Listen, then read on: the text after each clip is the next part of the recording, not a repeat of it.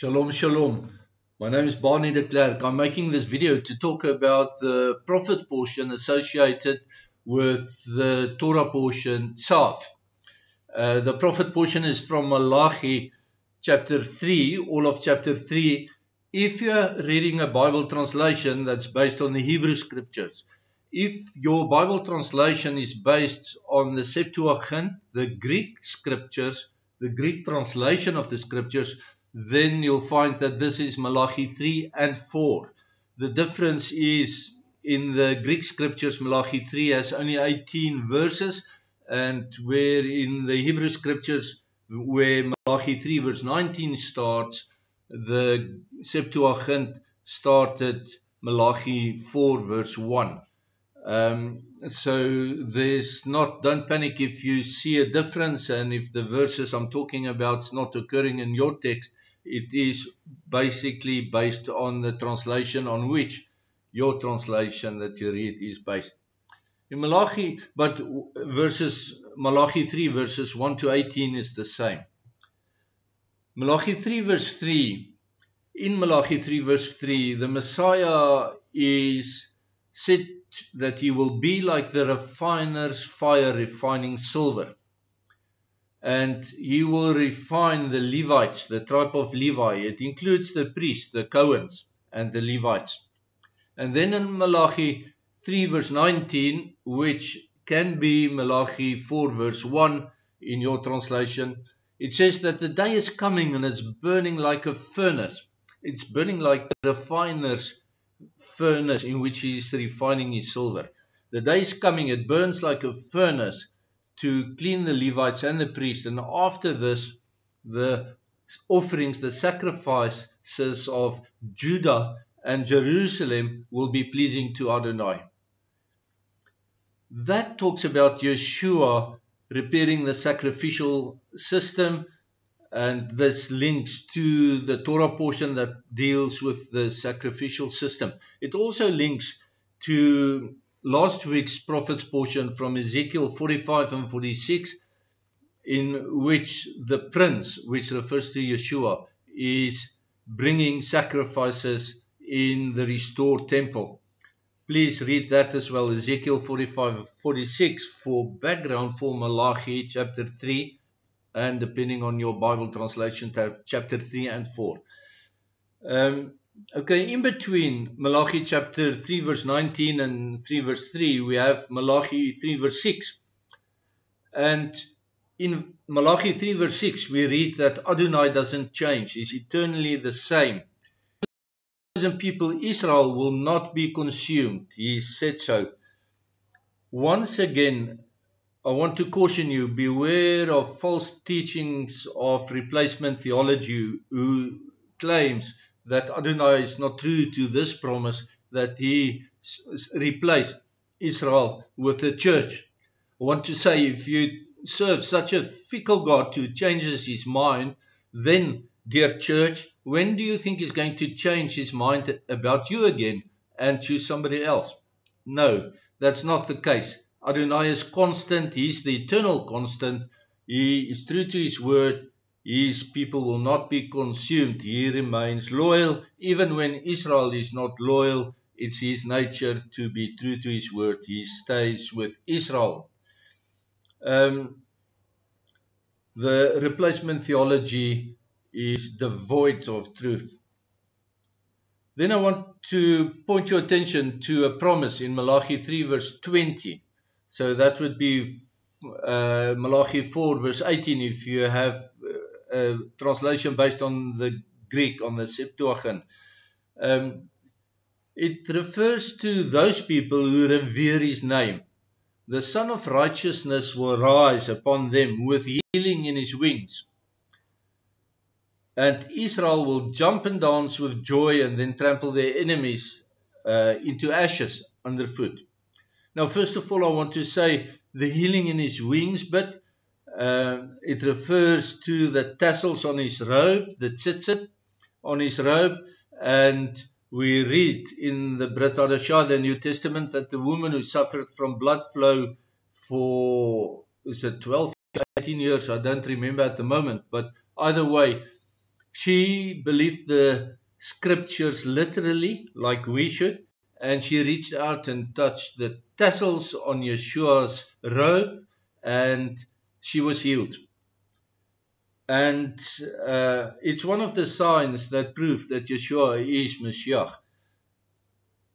But if we have here, look at the Son of Righteousness will rise, and then Israel will jump and dance with joy and trample their enemies into ashes underfoot. Let's just dissect that a little bit. Malachi 3 verse 22 says that we have to remember the Torah. And then linking to the prophet portion, Malachi 3 verse 1 to 2 and 3 verse 23 says that Elijah will precede the Messiah, and it links to the gospel portion as well. But let's jump into Malachi 3 verse 20 or 4 verse 2 or 3 before we pick up the train of thought in the gospel portion. It will prepare us for understanding the gospel portion better. If we look at the Hebrew text analysis of Malachi 3 verse 19 to 21 or Malachi 4 verse 1 to 3, it relates to Yeshua's return on Yom Teruah, and then 10 days later Yom Kippur, which is the day of judgment. Firstly, it says, the wicked will be burnt like stubble in a furnace by Adonai Tsevaot. Tsevaot means the commander of the heavenly armies, the commander of the angel armies, Adonai Tsevaot. We know that Yeshua will trample the enemies of Israel, so he is Adonai Tsevaot. It's one of his titles. And we know him as Yeshua, the King of Kings. And the wicked will be burnt like stubble in the furnace means that he will leave nothing to them. The text says he'll burn their roots, he'll burn their branches. And then the text go on to say, for the righteous, the tzaddikim, the sun will rise.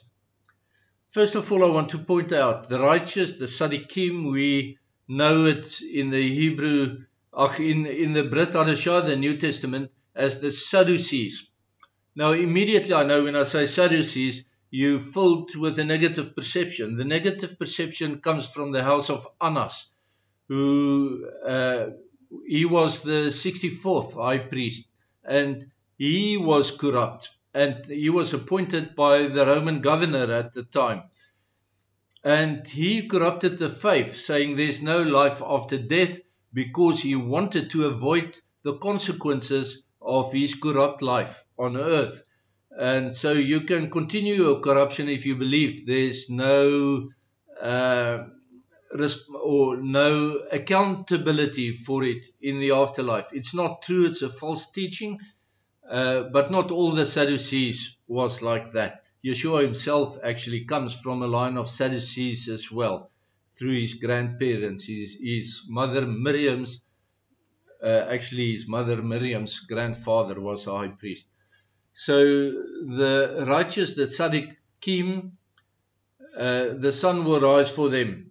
Sun in Hebrew is shemesh, and it is used as a metaphor, and it can mean the one who shines brightly as the sun. So what the text says is, for the righteous, somebody will come who's shining brightly like the sun. Remember in the gospel portion we talk about the transfiguration, Yeshua taking on his heavenly body, shining like the sun. It refers to, Malachi refers to Yeshua in his return. He will shine like the sun. One who comes brightly shining like the sun. I want to also point out, this does not refer to Lucifer. Lucifer means the enlightened one, but it means also a reflection of light, the difference between the sun and the moon. This refers to Yeshua. And to Yeshua, upon his return, his transfigured holiness will shine like the sun. And the text goes on to say, he will restore justice or righteousness. He will have healing in his wings, in his tzitzit, so there will be no sickness, no diseases amongst the people who follow him. And then in Malachi 3 verse 21 or Malachi 4 verse 3, it is Yeshua who will tread the enemies of Israel into a pulp of ashes. And this figurative speech in Malachi is not in conflict with Leviticus 6 verse 17 to 21 or Leviticus 8 verse 30 from this week's Torah portion. It's not in conflict with Isaiah 63 verse 1 to 5, and it's not in conflict with Revelation 19 verse 13. Let me explain. Revelation 19 verse 13 quotes Isaiah 63 verse 1, 2, 3 and 5, in which the returning Messiah will trample the enemies of Israel like grapes is trampled in the winemaking process, and the blood splatters on his robes. His robes will be dipped in blood, it says, the blood of the enemies of Israel.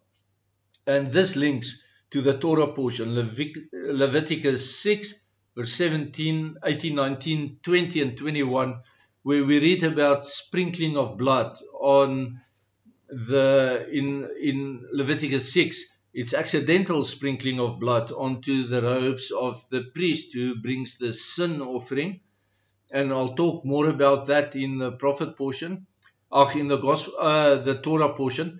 And in Leviticus 8 verse 30, it talks about the anointing of the priest, the inauguration of the priest, and there the blood is sprinkled deliberately onto the priestly robes. So Malachi's figurative speech is not in conflict with that.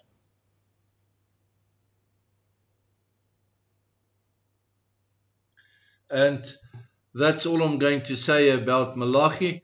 Please feel encouraged to read Malachi chapter 3 or Malachi chapter 3 and 4 for yourself. Read it with attention, keeping the cross references in mind. I pray that Adonai Eloheinu will bless you and keep you, that he will shine his face upon you and be gracious to you. I pray that he will lift his countenance upon you and that he will give you shalom. That means to make you complete and to give you peace. Shalom, shalom.